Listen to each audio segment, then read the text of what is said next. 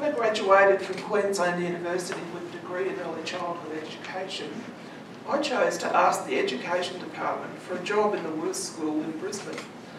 And surprise, surprise, I got it. I entered that school believing that I was bringing to these children a love of learning, and I was going to create wonderful learning experiences for them. And instead, I learned from them. So I want to introduce you to 3 of the young people that I taught in my first class. My first class was a grade 1 class. One of my favourite students was an absolute angel. His name was Danny. He had really lovely curly blonde hair, big blue eyes. Didn't do much, but he could draw amazing pictures of buildings and lands and plans. So when his father came to our parent-teacher interview, I was really impressed, and I was explaining to him how wonderful Danny was. He came into that classroom with a gun in his belt. He then left it, proclaiming very loudly that it didn't matter about the education because Danny had already got a cell reserved at SDL, which at that time was a maximum security prison in Brisbane. My next favourite of all people was a lovely child called Christopher. Christopher couldn't sit still for more than a couple of seconds. Couldn't get him to sit at his desk and couldn't get him to work. I discovered that Christopher's parents were actually battling addiction problems, and he was living with his grandparents who had alcohol problems. Not only that, he lived in a caravan park with them, and his 8-year-old sister was the one that disciplined him. Grandparents gave her a fence paling. He couldn't sit down because she used to beat him with a fence paling. My third favourite child that I remember so well is Selena. Selena just didn't talk. When I looked at Selena's family history, she didn't talk because she was in a very, very violent family situation.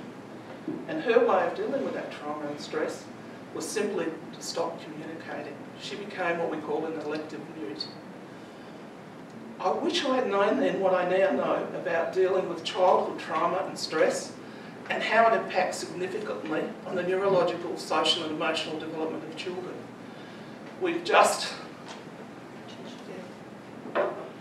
Our kids actually matter. And the statistics are frightening. Between 80 to 100,000 children every year are affected by the impact of parental incarceration.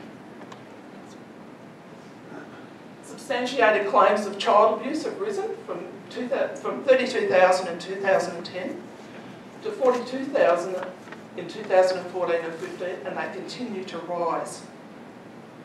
In reported cases of domestic violence, at least 59% of incidences were witnessed by children. I want to emphasise the words substantiated and reported.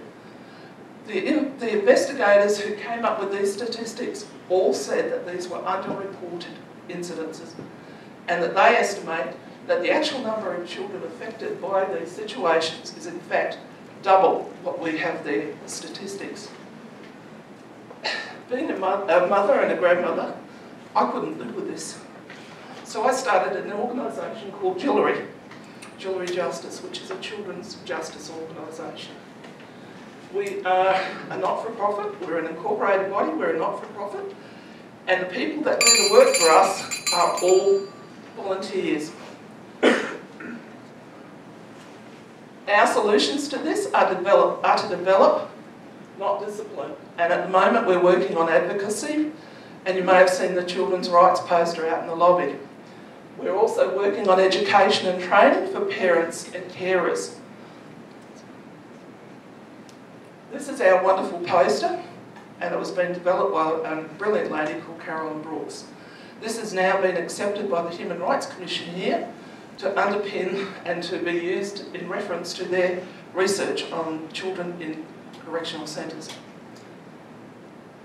We believe that we need to work together as a community, and what we have achieved so far is a whole plethora of programs designed to empower parents and carers and policy makers to consider the rights of children, to care and protect children, and to help them. We just believe that it takes a community, a village to raise a child. And for us, we'd like to think that this village of Canberra could work with us to develop resilient children and strong families. Because when we do, the whole community benefits. Thank you.